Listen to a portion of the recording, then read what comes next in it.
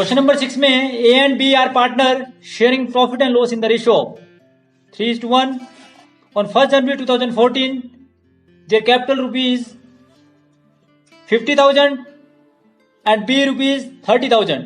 During the year 31st December 2015 they earned net profit of rupees 50,000. The term of partnership deed are as follows. Interest on capital to be charged at the rate of 6% per annum.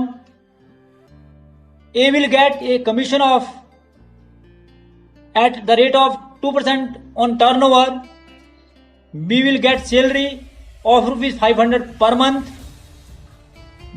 B will get commission of 5% on profit after deducting all expenses including such commission.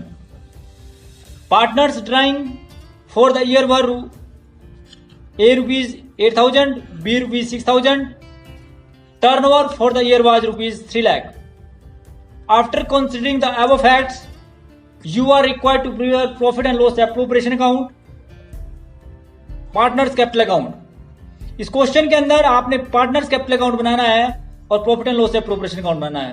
When information are not given it is very much clear कि आप profit and loss appropriation account जो बनाएंगे और partners capital account जो बनाएंगे, partners capital account जो है fluctuating बनाया जाएगा when information are not given. It is very much clear. यहाँ आपको क्लियर होना चाहिए. तो इसका प्रैक्टिकल क्वेश्चन करते हैं जिससे आपको और क्लियर आ जाएगा समझ. Profit and loss appropriation account, जिस अकाउंट को आप खोल रहे हैं उसके लेफ्ट हैंड साइड में डीआर और राइट हैंड साइड में सीआर शब्द का प्रयोग किया जाता है. पहला कॉलम पर्टिकुलर का, फिर अमाउंट इन रुपीज, फिर पर्टिकुलर, फिर amount in rupees. Interest on capital 6% है, तो आप सभी जानते हैं 50,000 का 6% है 3,000, और इसी प्रकार से 30,000 का 6% आया 1,800, और आपने इसका टोटल किया तो यह आया 4,800. उसके बाद ए को आपने कमीशन दी. ए को कमीशन जो आपने दी वो टर्नओवर पर दी. Turnover means total sale. Turnover means total cell.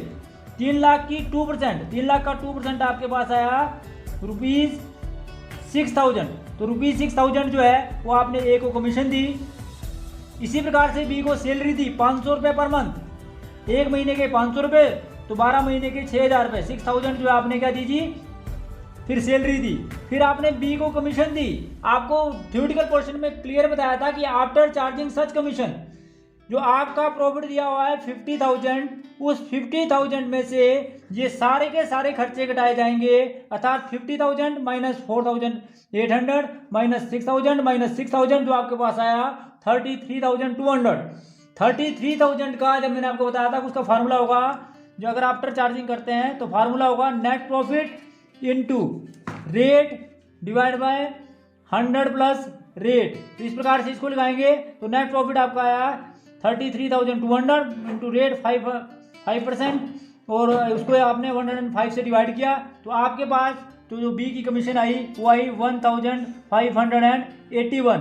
उसके बाद आपने टोटल किया. You will find the total of credit side is more than the debit side. Credit side का टोटल डेबिट साइड के टोटल से ज़्यादा आया. क्रेडिट साइड के टोटल को में से आपने सारी आइटमें घटाई और घटाने के बाद आपके पास जो प्रॉफिट आया वो आया जी 31,619. 31,619 को आपने प्रॉफिट शेयरिंग रेशो में बांटा. जो प्रॉफिट शेयरिंग रेशो है वो है जी आपका 3:1. 3:1 का मतलब है कि ए का हिस्सा है 3/4 और बी का हिस्सा है 1/4. तो ए को जो प्राप्त हुआ वो आया 23,714, और इसी प्रकार से बी को जो प्राप्त हुआ उसको बोलेंगे 7,905. और इस प्रकार से आपने दोनों साइड का टोटल किया. दोनों साइड के टोटल करने के बाद आपका जो टोटल आपस में बराबर आया. आपस में बराबर आना इस बात की ओर इंडिकेट करेगा कि आपका जो है profit and loss appropriation account का ये बैलेंस आया. उसके बाद आपने जो है पार्टनर्स कैपिटल अकाउंट बनाई.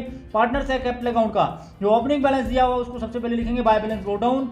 बाय बैलेंस ब्रोट डाउन में सबसे पहले कैपिटल का बैलेंस था 50,000, आपने पहले उसको लिखा. उसके बाद आपने बी के कैपिटल को बैलेंस को लिखा, वो था जी आपका 30,000. और उसके बाद आपने इसकी पोस्टिंग करनी पड़ती है कि